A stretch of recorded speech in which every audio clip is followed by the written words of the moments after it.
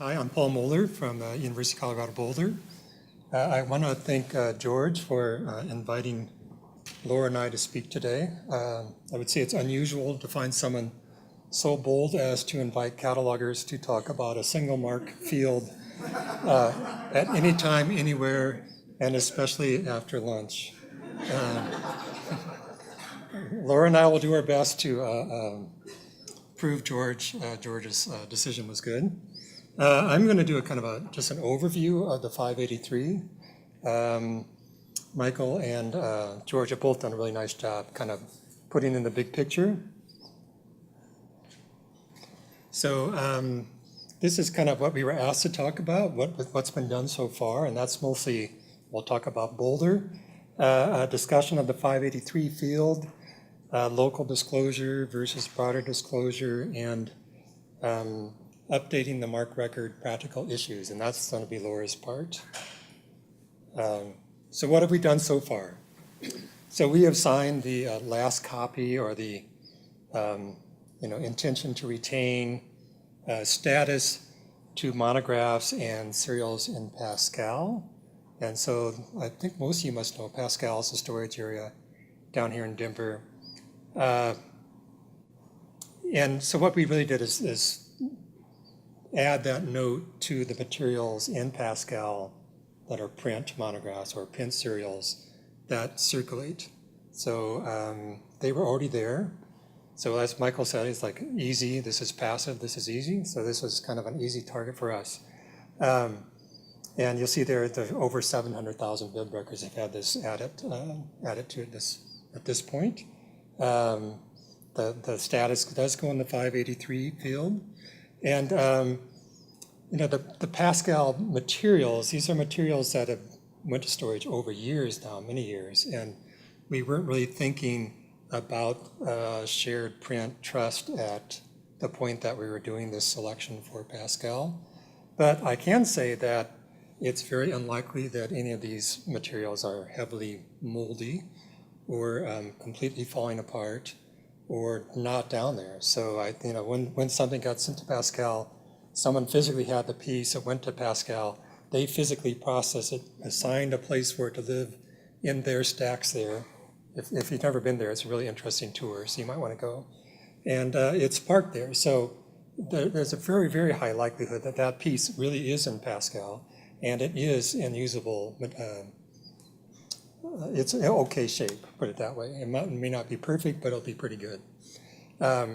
Over the years, we have had choices where we have multiple copies of things, and some items went down that may not have been the best copy. So the best copy might be up in Boulder, but that's going to be a small subset. So I think the vast majority is the best one we had is down there now. So here's an example of the staff view in Sierra. So we're a III library and we use Sierra right now. This is the Prospector Classic view. And we understand it doesn't show in the Encore view because they think it's noise for most people. This is mostly for you all librarians, or we librarians, I guess. And I agree, it's really not very useful for most anybody. So we actually suppress it in our catalog. So you go to our catalog, you won't see it. In our public display, you'll see other noise, but not that noise. But if you want to look at the MARC display, you will see it there in the 583.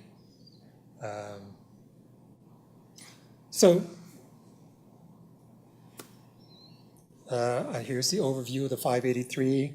583 is a field that you can use in both the holdings format and in the bibliographic record. And they call it an action note. It's in the note fields. So not all notes are so exciting as the 583. You can keep information like processing information. So something has been cataloged or it's in a cataloging queue or that type of thing. You can keep reference actions like, we're trying to get this materials from so-and-so or what the status is on that. And it's frequently used as a preservation kind of record of actions taken. What types of materials, what types of action has been taken. Is it in binding? hasn't been in book repair, that sort of thing. And the 583 is repeatable. And this is kind of the larger version of that line that was crunched together before. So the first indicator is 1, MESA, not private, display. And then the action, so here in this case, committed to retain, and then the time when you did it, and then the interval of how long something's going to be retained, what your commitment is, and then the authorization, so in this case, West. And then in the subfield U, there is the link to the program, really. So this is just an example. So here's the Alliance base 583. So 583.1 blank, committed to retain 2016-0101, and we're committing for, 25 years. And the subfield 5 is your library code, and that's from the MARC code list for organizations, so we're COU. I think there's some CODU people here maybe, COUDU. And then the subfield F is the Alliance Shared Trust, and the subfield U takes us to the documentation. So I want to say that the disclosure policy really has the vast majority of the needed information in it. So if you read through that carefully, you'll get all of this and maybe some more, the information you really need to move forward with this program. And then the subfield Z is a public note. There is an internal note, an X, I think, if you wanted just to make a note that you don't want to share with anyone. But the Z is where you would put public viewable information that you want to explain something. So one thing about those materials in Pascal is, like, we sent them down, but we didn't review at that time the completeness. And so for an individual monograph, I think it's pretty safe to assume that it was complete. For journals or book sets, maybe that's not such a safe assumption.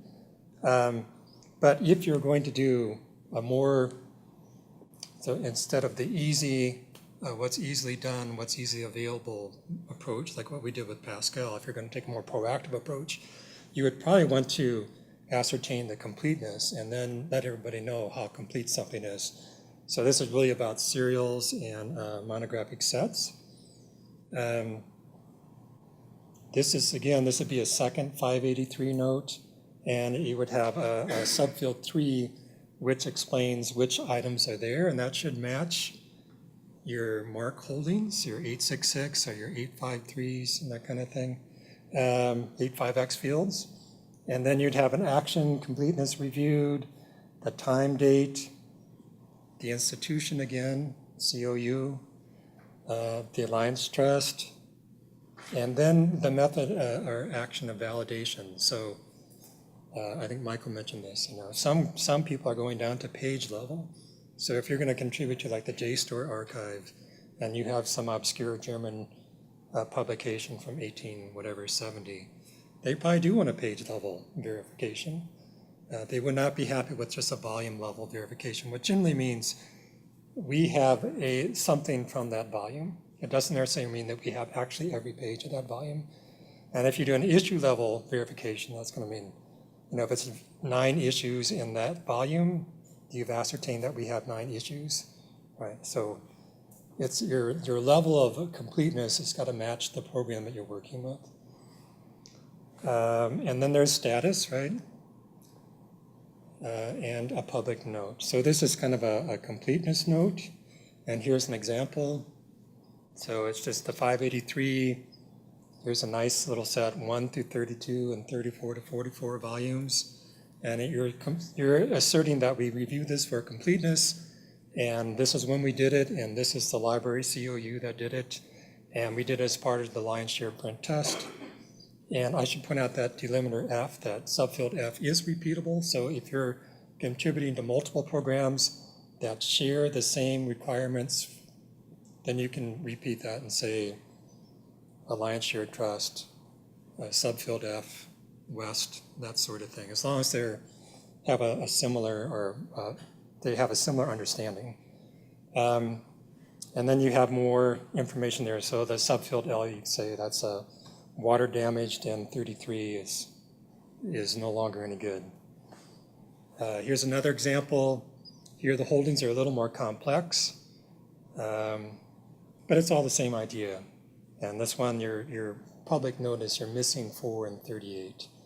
And this would be a clue to any other library. If you had 4 and 38, this would be the ones that you want to contribute to the last copy or committed to retain. Or you might want to say, hey, Boulder, do you want these? We're going to get rid of them. And we say, no, just send them to Michael. He'll take care of it. And then subfield 2 is PDA. There is a way to have some controlled vocabulary in the 583. So if you're going to talk about digitization or preservation terms, that's a little link to the list of terms that they're using. So this 583 gets deeper and deeper as you want to dive into it. We're not going to get very deep at all. So here is the condition reviewed. So it's not just completeness, but condition. And this is very much the same that we were just talking about. This is issue level validation. And their findings that 30 through 35 had tight bindings. Why would that be important? So know that, if you're going to photocopy something that the binding's really tight, it may be impossible to photocopy it well. So that could be a note out there. And I can say we haven't done this for any of the things that we've submitted to the committed to retain, but it's something that we need to be thinking about. And one thing I've been thinking about is how are we going to get this into that little subfield 3? I'm going to let Laura work on that one. Some of our holdings are not pretty. They're actually quite messy, and and I'm just not sure how we're going to do that. So it's something we have to work through. And the disclosure policy, this is straight from the disclosure policy. I think George showed this briefly up a minute ago. So you're really saying the minimum we have to do is put in a 583 and share that with prospector. And that's not that hard to do if you're not doing the review of condition and the review of completeness. And then to go beyond that, then that's where it can get more interesting. So you could go to OCLC and add something to your local holding record, which may be easy for a few things or quite difficult for hundreds of thousands of things. Kind of depends upon your relationship with OCLC and how you have things set up. And beyond that, there's options to contribute to the CRL, Print Archives Preservation Registry. And it seems to me like Michael and George both mentioned numerous different archiving initiatives right now. Each of them will have some kind of unique requirements. So it's beyond you to figure out where you fit in, where you want to fit in, and then talk to your dean and see if dean or whatever your leader may be, and see if he can come up with some money for this, or at least give you the initiative or support the initiative to move forward on this. And as I mentioned, the OCLC of course has some very, very detailed requirements for local holding records and how this all comes together. And a lot of it's related to whether or not you have your holdings in the MARC format or not. If you're going to get that far, I would highly recommend you dig into this kind of information. So going forward for us, so we have to kind of think about, here's Ian and Gabby are the thinkers in our area. What is our intention going forward? So I think it'd be fairly easy as we put things into Pascal to add the intention to retain note to those items. We could also incorporate the 583s into the preservation workflow. So usually as things are moving from the stacks to Pascal, someone in preservation does go through and look at things and take action if necessary. So that could be incorporated. So what types of treatment they did, or if volume 37 was heavily underlined or damaged in some way, we could record that information so others would know going forward. But we have not done it yet, so we have to kind of think this through. And we also need to investigate involvement in other commitment to retain activities. I know we've thought about West at least, and I'm not sure where else what they're thinking about exactly, but I do know Tech Services is ready to support any decisions that are made in that area. So I think the real challenges now are, the completeness validation and the condition validation, deciding where to go with that, and just what makes sense as far as expense-wise, because it does take a lot of time to make that kind of review. Any questions before I turn it over to Laura? Do you know, does OCLC charge money to host your retention commitments with them, like they do host your holdings?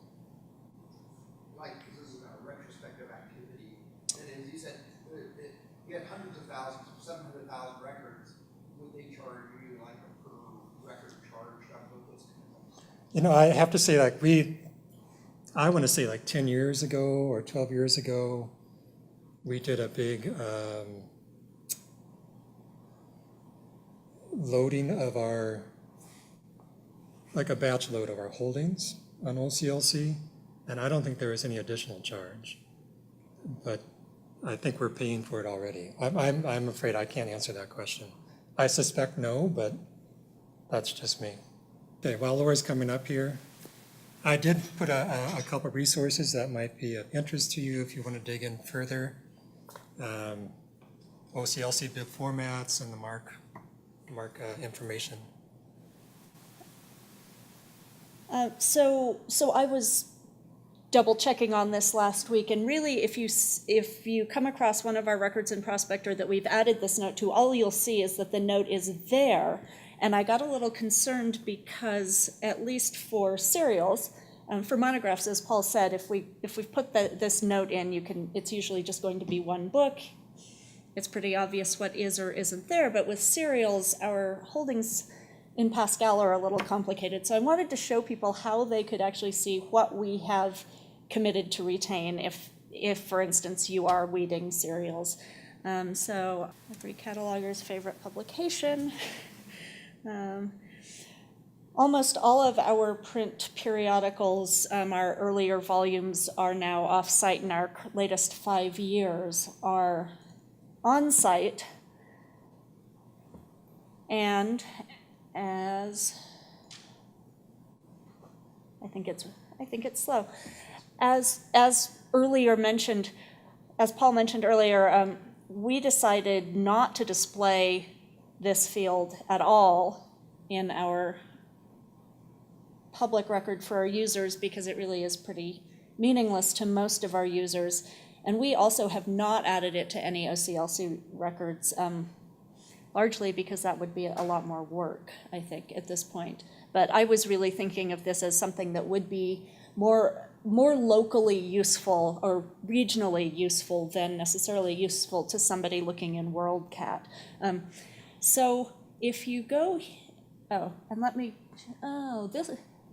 just realized this isn't the greatest example because all of our holdings are off-site, but frequently with our print journals, you'll see that we have latest 5 years held in our periodical collection, and then we have open holdings listed off-site. And the only way to tell what we've really committed to retain is to look at the 583, and I used the subfield 3 saying items in Pascal, which means you can look at our item records and see what we actually have that, as Paul said, has physically gone there. We know we really have it. So I wanted to make sure people knew how to get there, and that's, go back, that's the mark display. I wanted to talk about about the process and the decisions that we and I went through. We decided that we were going to make this the easy commitment for the things that were off-site, and I started with the monographs. And if anybody's a cataloger, you know your metadata aren't always very clean.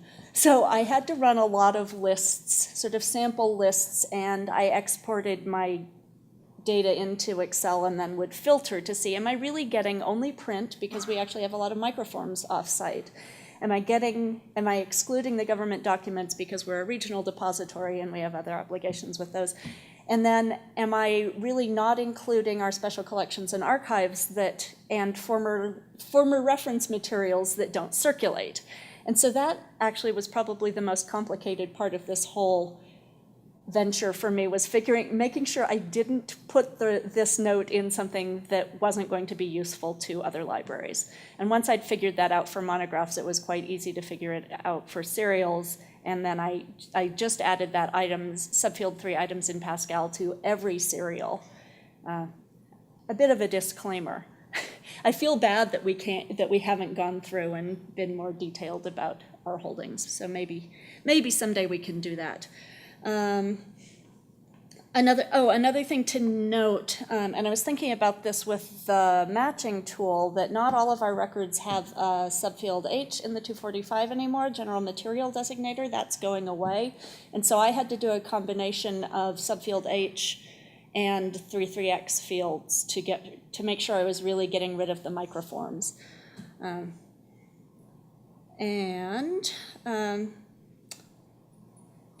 Another thing that's, I think, a bit in flux is how we're going to keep this up to date. So my current plan is that I now have this saved search strategy for how to identify the print materials, the circulating print materials that aren't government documents that are off-site. And my plan is to run a list every year and simply update the date we chose January 1st.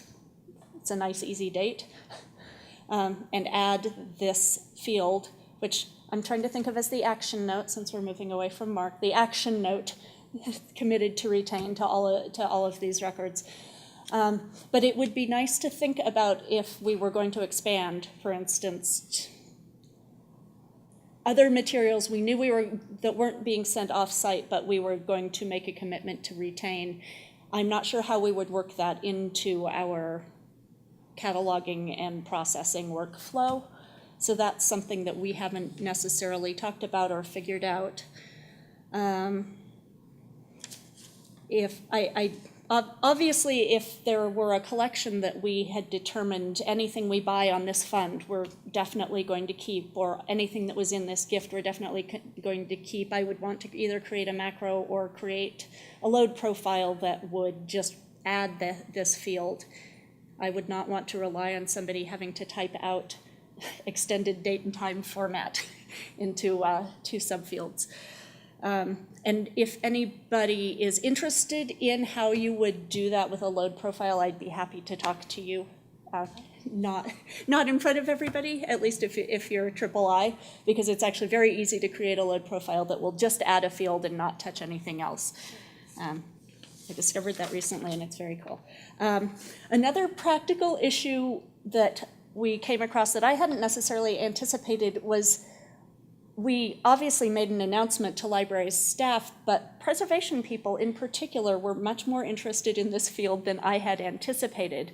And so advice I would give to you is to make sure you're communicating with anybody who might see the field and might wonder, how does this affect me? For instance, we had questions about, well, what if I discover that this material is damaged? What do I need to do? And so, obviously you need to have a conversation and decide what is your course of action if you have committed to retain something and it does circulate and it goes missing, for instance. How does that fit into your decision-making process about what you replace, what you don't?